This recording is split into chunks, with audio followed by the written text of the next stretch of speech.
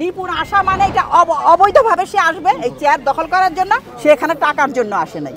কারণ দীপজল সাহেব যে টাকা সে এখান থেকে কামাই করবে তার থেকে হাজারো করে টাকা সে এমনি বিলি করে মানুষকে, যে এখানে এখন আর শিল্পী নাই, সব অজাত পূজাত শিল্পীরা ইসা করছে। ওয়ালটন ফ্রিজ কিনে অনেকের মতো আপনিও হয়ে যেতে পারেন মিলেনিয়াল, সেরা পণ্যের সেরা অফার।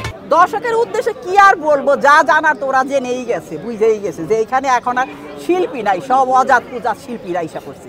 যে যারা সত্যিকারের শিল্পী ছিল তারা এখন মিডিয়াতে নাই, আর যে দুই একজন আছে তারা এখন কুণ্ঠাসা হয়ে গেছে। তো এখন আমি নিপুণকে এইটাই বলবো, এটা নিয়ে আর বাড়াবাড়ি না করার জন্য, যা হওয়ার হয়েছে তাকে একটা মাইনা নিতে হবে। সে এই ইলেকশন কোনো রকম গন্ডগোল হয় নাই, আর দীপজল ভাইকেও অসম্মান করে অনেক কথা বলছে, সে এই অসম্মানটা না করা। কারণ দীপজল ভাইয়ের এখানে চাওয়া পাওয়ার কিছু নাই, সে এখানে টাকার জন্য আসে নাই।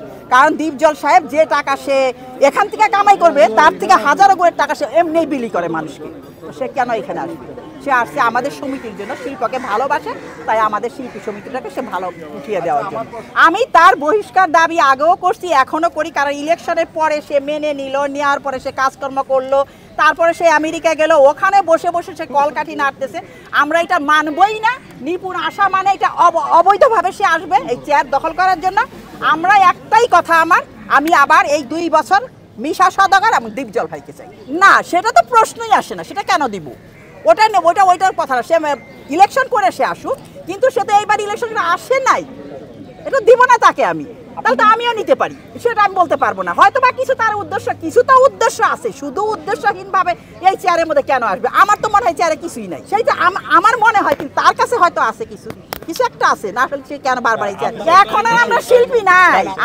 আমি একটা কথা বলি, এই চেয়ারটা কেন ছাড়তে চায় না? এই চেয়ারটা কিছু না, এই চেয়ারটা দেখে দেখে তারা অনেক কাজ বাগায়। এটা সত্যি কথা। যেমন কেমন বলবো, কিভাবে বলবো আমি? তারা অনেক জায়গায় যায় না। আপনি যদি বলেন যে সে না সে আলু খেতে যায়, আলু খেত দখল করে, বা সে পেঁয়াজ, এটা না আমি বলতে পারবো না, সে করেই। নাহলে কেন সে এখানে আসবে? এখানে কি আছে? আমি তো চাই না, আমি তো এই চেয়ার চাই না, সে করতেছে। নাহলে সে কেন বারবার এই চেয়ারের মধ্যে আসবে? এবং দীপজল ভাই তার জন্য আসে না, যেগুলো আমাদের জন্য আসছে। আমি আবারও বলবো, আমার জীবনে মৃত্যু পর্যন্ত যদি হয় আমি এটাই বলবো, আমি এই 2 বছর অন্য কাউকে চাই না, না নিপুণ না অন্য কেউ। দীপজল ভাই, মিশা সওদাগর আর আমাদের ক্যাবিনেটে যা আছে তারা থাকে। এইভাবে চলতে থাকলে সামনেও এইভাবেই হবে। কারণ এইটা আমাদেরকে প্রবেশ করা দরকার, এটা আমরা চাই না। আমি খুব খারাপ দেখতেছি, কারণ নিপুণ 2 বছর ছিল। এটা তো এমন জায়গা না, আমার বাবার সম্পত্তি না, এটা আমাদের শিল্পীদের জায়গা, আমাদের সবার অধিকার আছে। নিপুণ 2 বছর ছিল, এইবার ইলেকশন খুব সুষ্ঠুভাবে হয়েছে। সেই সুষ্ঠু ইলেকশনে 1 মাস পরে তার বোধোদয় হয়েছে যে ইলেকশন ভালো হয় নাই, ভোট কারচুপি হয়েছে। তাহলে 1 মাস আগে সে কি করছে? এবং সে আমেরিকায় গিয়া ওখানে বসে বসে সে কলকাঠি নাড়তেছে, এবং তাকে আমাদের যে কোনো একজন শিল্পী বা আমার ভাই যেই কেউ বলছে তার উপরে অনেক বড় একটা হাত আছে। তো এটা কি মিথ্যা কথা বলছে? তার বুদ্ধিতে কি 1 মাস পরে এই বুদ্ধিটা তার মাথায় আসে?